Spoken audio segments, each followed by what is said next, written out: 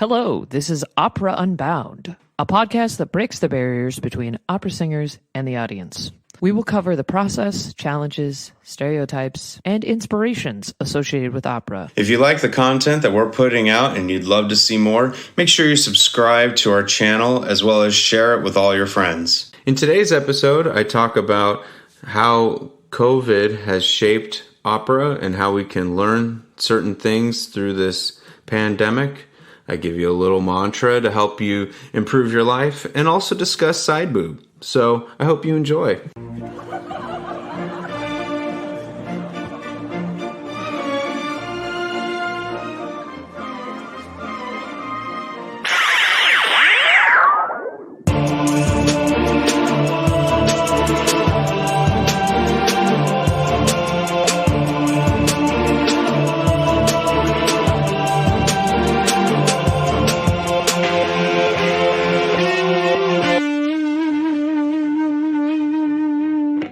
What's up, everybody? So last night I was thinking about where opera should go in the coming years.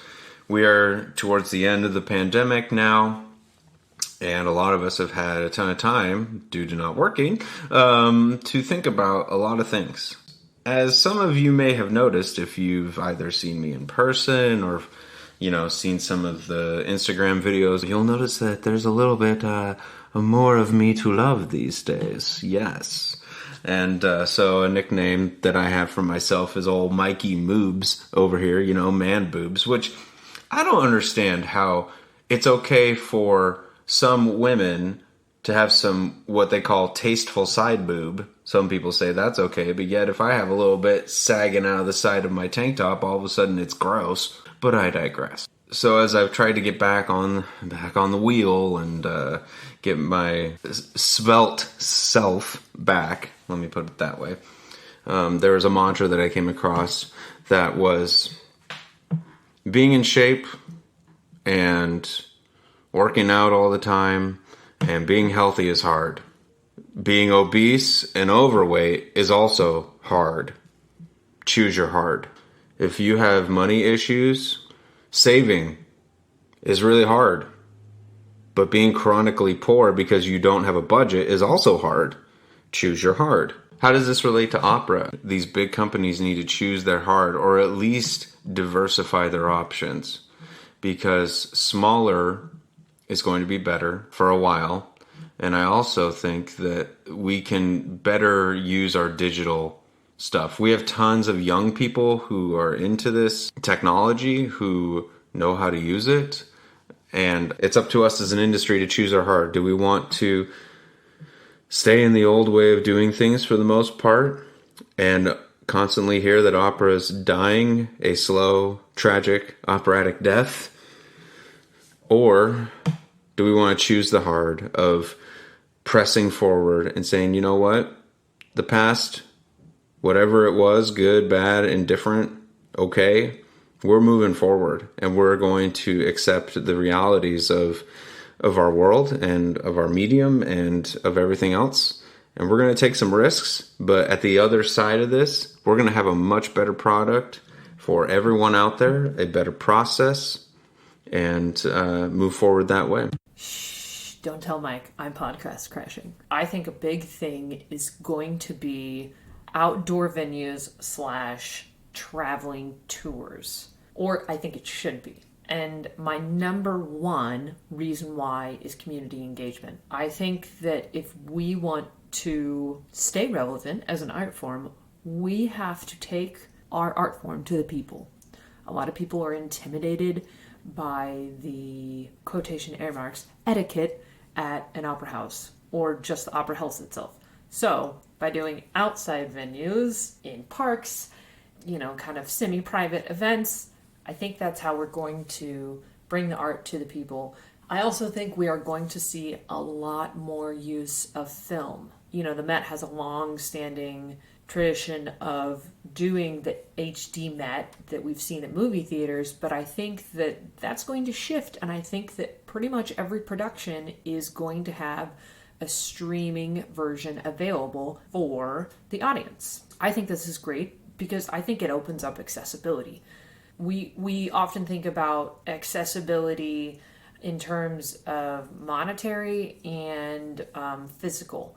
And most opera houses in the US are ADA compliant, but that doesn't necessarily mean that those people have a route to get to the opera house easily. So if they enjoy opera, they can watch it from the comfort of their living space. I think most opera houses have student rush, of course, and some places have like standing room only. And those tickets usually cost between, I've seen like as low as $10.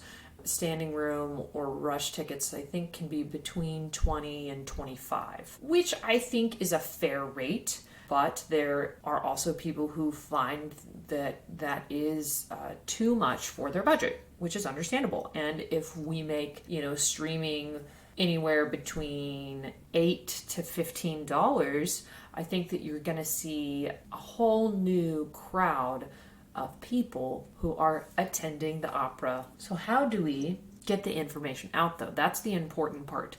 We see a lot of companies doing really innovative things right now. I just saw an article about Chicago Fringe Opera, who's doing these little pop-up hip-hop rap operas that are 5 minutes. And how people are engaging in this is they'll go to let's say a coffee shop or something, and there's a QR code posted on like the window or the side of the building.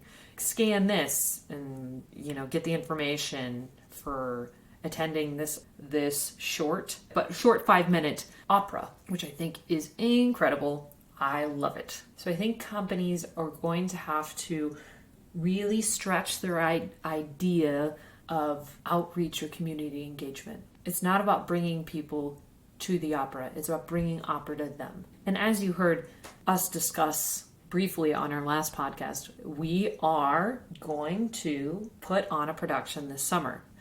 We are going to be doing a fundraiser in order to make this project happen. We want to be really transparent about it. We want to pay living wages to our artists. We've been on the other side of this industry and done these productions that we love. I mean, I've had very few productions that I did not enjoy being a part of.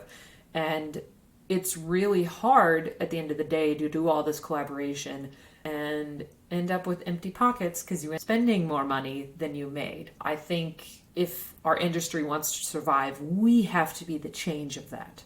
We have to create opportunities that give people a living wage. And I think therefore more artists will say, okay, I'm going to set my boundaries and I'm going to say, I can't take this project right now because I need to be able to pay my rent. And I think the more artists that have that ability to say no, the more companies will have to give them the wage that they deserve or that helps support them. We're going to formalize our announcement about this, but just so you know, we're kind of pivoting and we will finish up this podcast season. This next couple months is going to be all focused about getting this production funded and put together, and then working on next season of the podcast. So I look forward to seeing the innovations in our industry. I don't think that it's dying. I think that, out of this sort of crazy time we've all experienced, there's going to be an incredible amount of creativity, and I'm really excited to see how that flourishes post-pandemic. Thanks for listening to this podcast episode. For more information about the podcast or for extras, check out our Patreon page, www.patreon.com/operaunbound. Ciao!